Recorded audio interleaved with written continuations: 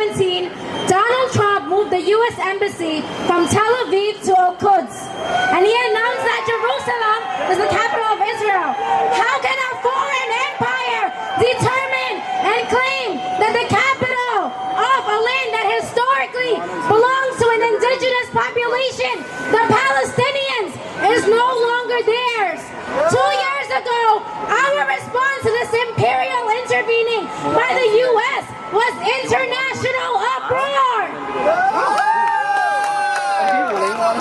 There was international uproar from Pakistan to Yemen to New York back to Palestine. Thousands took the streets and thousands were angry.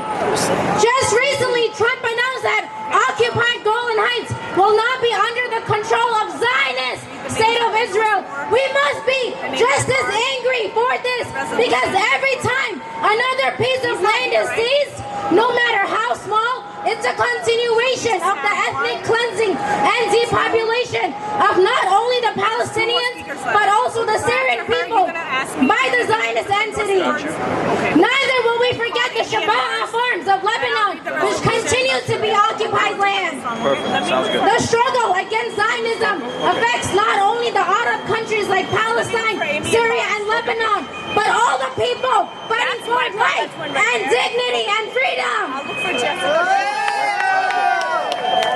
We must recognize that these annexations and relabelization of Palestinian land is part of the ongoing Zionist settler colonial project to further entrench Zionism at the expense of Palestinians. And we must recognize that U.S. has no one to mediate or intervene in the self-determination of Palestinian liberation. With the economic and military ties and alliances between Israel and U.S., the recent deal of the century is just one more face of the Nakba.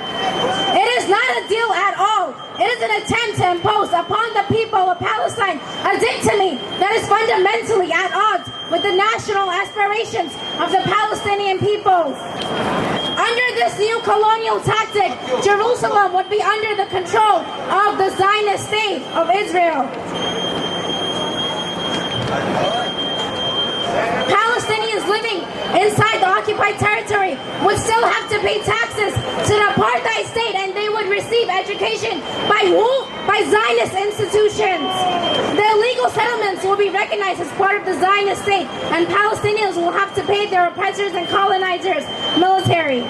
There is nothing for Palestine in this deal. It's a further attempt at ethnic cleansing through theft of land and identity to erase and replace Palestine.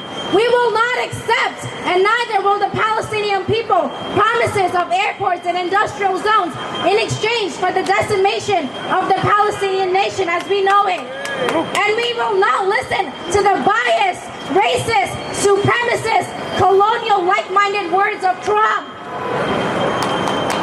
The blatant disregard of human rights violations committed by the entirety of the Zionist state, the threats to withhold aid to Palestine, the $10 million in aid per day to Israeli military used to kill innocent youth, medics, journalists, mothers, children at the border of Gaza and the entire occupied Palestine shows that U.S. is no friend of Palestine, and that U.S. is instrumental in further engaging and encouraging and aiding Zionist settler colonial state of Israel.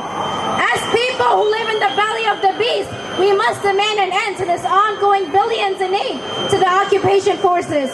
If U.S. is not a perpetrator of war, then it must stop funding the ongoing genocide of Palestinians.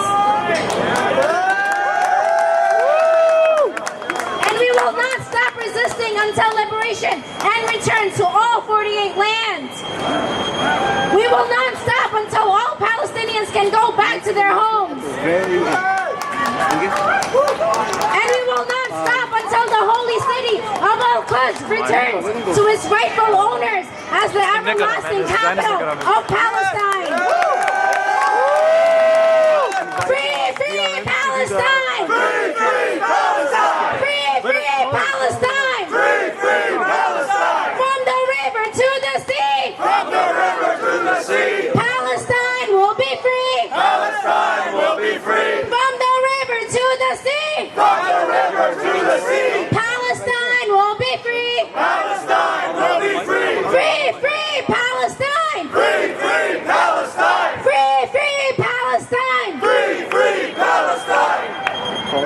member of the NUJ.